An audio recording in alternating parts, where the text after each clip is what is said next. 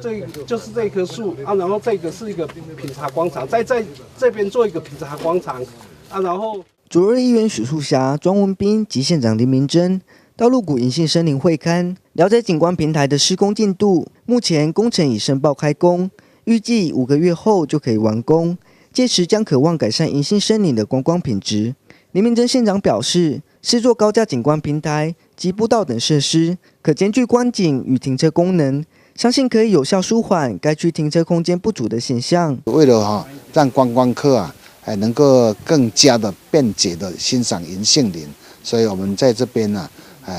县政府再花了1200多万再来创造这个银杏林的一个步道，还有那个景观平台还有一些设施让观光客来到这边让他们在做休闲活动能够有一个非常好的一个设施提供给他们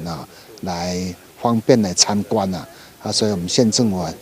这个工程也顺利的发包，预定在最近就开始要动工。大仑山银杏森林吸引全台许多游客前往，观光人潮日益增多。为了提升产业及观光品质，在当地的民众建议下，县府启动跨域加值计划，希望规划步道让民众更加便利。议员许树霞表示，期盼完工后能吸引更多游客。今日真感谢咱林县长来到咱鹿谷乡咱的大仑山上大仑山伫咱这几年因为咱的这个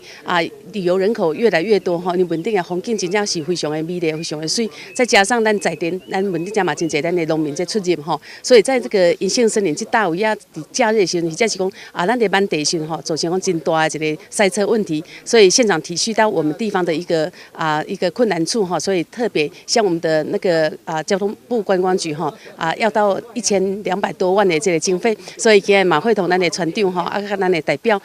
共同来做一个会勘对然嘛听咱承包商来讲已经在最近这几天可能就会动工。景观设施工程也即将开工，施工期间或许会造成游客及当地居民的不便，但相信完成后，大仑山观光品质会再度提升。议长何生峰表示，期盼完工后可以改善银杏森林的观光游憩品质。民意新闻洪义全鹿谷采访报道。